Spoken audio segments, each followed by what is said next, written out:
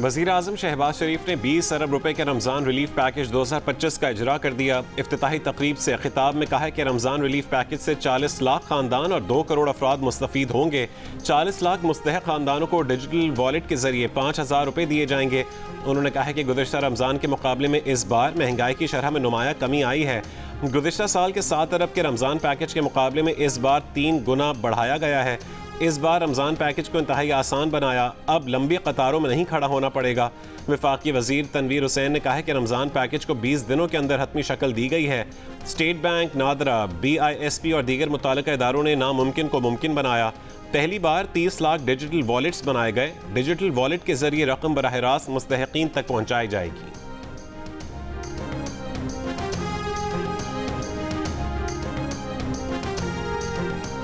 ऐवान सदर ने हुकूमत से 1 साल कारकर्दगी रिपोर्ट मांग ली। सदर मुमलिकत आसिफ अली जरदारी पार्लियामेंट के मुश्तरका इजलास के खिताब में 1 साल कारकर्दगी के अहम निकात का जिक्र करेंगे। ज़राए के मुताबिक सदर की तकरीर में हुकूमत के अहम मुआशी इक़दामात के नताइज का भी जिक्र होगा। सदर खिताब में कश्मीर, फ़लस्तीन समेत अहम इलाक़ाई और आलमी उमूर पर इज़हार ख्याल करेंगे। अपोजिशन के मुतवक्किल एहतजाज के पेश नज़र सदर के खिताब का दौरानिया 20 से 25 मिनट होगा। पार्लियामेंट का मुश्तरका इजलास 10 मार्च को बुलाने का फैसला। अस्करी क़यादत, गवर्नर, वज़राए आला समेत सूबाई असम्बलियों के स्पीकर्स को भी मुश्तरका इजलास देखने की दावत दी जाएगी।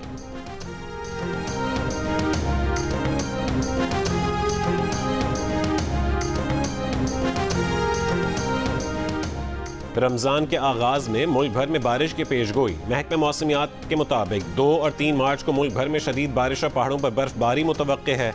मुल्क के बेशतर इलाकों में आज मौसम खुश्क, जबकि बालाई इलाकों में सर्द रहने का इम्कान है। बालाई खैबर पख्तूनख्वा और गिलगित बल्तिस्तान में मतला जुज़वी अबर आलूद रहने के अलावा चंद मकामात पर गरज चमक के साथ हल्की बारिश और पहाड़ों पर बर्फबारी की तवक्को है।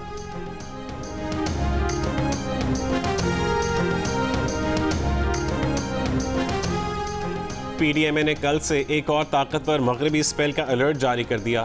PDMA के मुताबिक ताकतवर मगरबी मौसमी सिस्टम कल से बलोचिस्तान में दाखिल होने का इम्कान है। कल दोपहर से शाम तक मगरबी लहर बलोचिस्तान को मुतासिर कर सकती है। कल से बारिश, आंधी, गरज चमक और पहाड़ों पर बर्फबारी का इम्कान। चमन, ज़ियारत, नोशकी, मस्तूंग, पशीन, किला अब्दुल्ला, किला सैफुल्ला और चागी सिस्टम के ज़ेर असर रहेंगे। PDMA के बर्फबारी, तूफ़ान और सैलाब के दौरान मुसाफिर और सयाहों को गैर ज़रूरी सफ़र से गुरेज की हिदायत।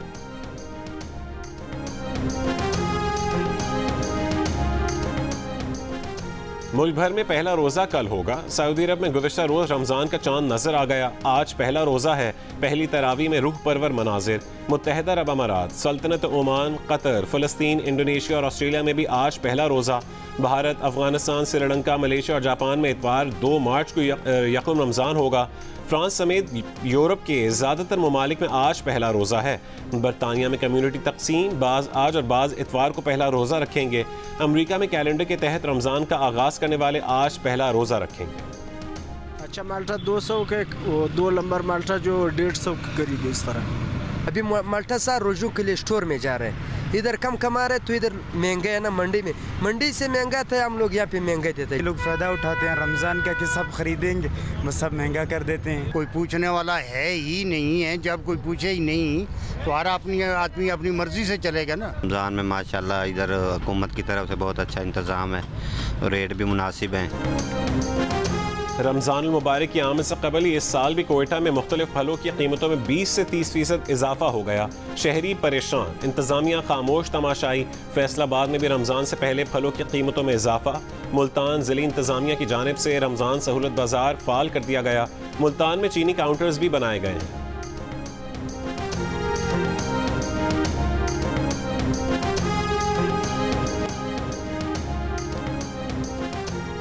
इसराइल और हमास के दरमियान गजा जंगबंदी का पहला मरहला आज ख़त्म हो रहा है।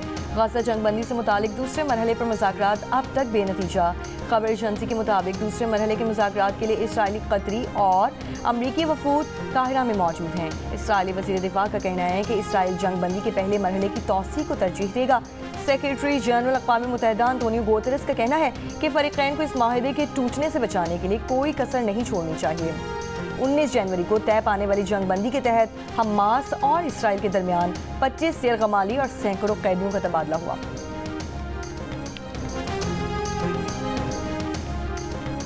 तबाह हाल फ़लस्तीन में भी आज पहला रोज़ा है। रमज़ान के पेश नज़र मगरबी किनारे के बाज़ारों में सहर व इफ्तार के लिए शहरियों का रश। लाखों फ़लस्तीनी पनाह गुज़ीन कैंपों में माह मुक़द्दस गुजारने पर मजबूर। इसराइल की जाहरियत के दौरान फ़लस्तीनियों का ये दूसरा रमज़ान है।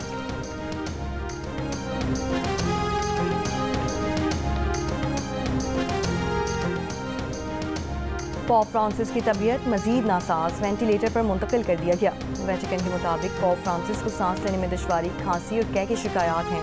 88 साल के पॉप फ्रांसिस अपने होशो हवास में हैं। पॉप फ्रांसिस को इजाफी ऑक्सीजन फराहम की जा रही है। डॉक्टर्स का कहना है कि 2 हफ्ते से ज़ायद इलाज के बावजूद पॉप की सेहत खराब होना तशवीशनाक बात है। भारत में हिंदुओं के मजहबी त्यौहार महाकुंभ में मुकद्दस पानी में नहाने वाली खवातीन की वीडियोस 2 से 3 हज़ार में सोशल मीडिया ऐप्स में फ़रोख्त हुई। बरतानवी नशरियाती इदारे की रिपोर्ट के मुताबिक कई सोशल मीडिया प्लेटफॉर्म्स पर लड़कियों और खवातीन के नहाने और कपड़े बदलने की तस्वीर और वीडियोस शेयर की गईं। वीडियोस मुख्तलिफ सोशल मीडिया ऐप्स पर फ़रोख्त हो रही थीं। खवातीन के वीडियो बेचने की खबरें मंजर आम पर आने के बाद उत्तर प्रदेश पुलिस की कार्रवाई, कई अफराद गिरफ्तार। 21 साल का सफर इख्तिताम पजीर, मारूफ audio video calling app Skype को बंद करने का फैसला। अमेरिकी टेक्नोलॉजी कंपनी माइक्रोसॉफ्ट का कहना है कि 5 मई 2025 से स्काइप दस्तयाब नहीं होगी। सारिफीन को माइक्रोसॉफ्ट टीम्स पर मुंतकिल होने की हिदायत। माइक्रोसॉफ्ट का कहना है कि स्काइप को बंद करने से मवासलात की सहूलियात को बेहतर और यकजा करने में मदद मिलेगी। स्काइप ने कंप्यूटर्स के माबैन मुफ्त वॉइस कॉल्स, लैंडलाइन और मोबाइल फ़ोन पर कॉल्स के लिए सस्ती कीमतों की पेशकश करके इंटरनेट मवासलात में इनकलाब बर्पा कर दिया था।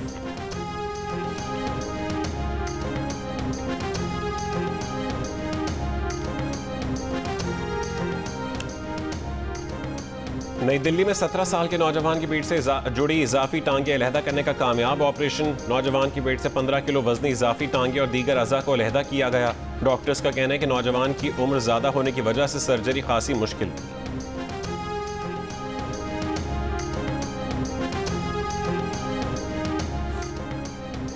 भारतीय रियासत महाराष्ट्र में पाक भारत मैच के बाद पाकिस्तान जिंदाबाद का नारा लगाने पर मुसलमान का घर गिरा दिया गया।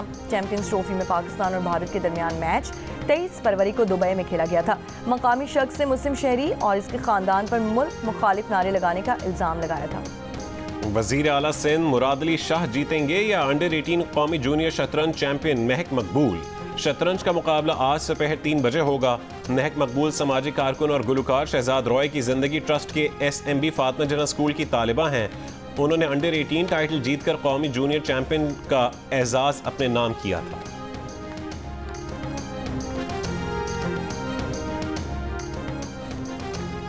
जियो न्यूज और जियो सुपर ने एक बार फिर मैदान मार लिया। पाक भारत टाकरे के दिन सोशल मीडिया पर 20 करोड़ से ज्यादा व्यूज हासिल किए। हर जगह जियो न्यूज और जियो सुपर। अमरीकी सदर डोनाल्ड ट्रंप और यूक्रेनी सदर ज़ेलेंस्की में तल्ख जुमलों का तबादला। व्हाइट हाउस में मीडिया नुमाइंदों के सामने होने वाली बातचीत के दौरान तकरार।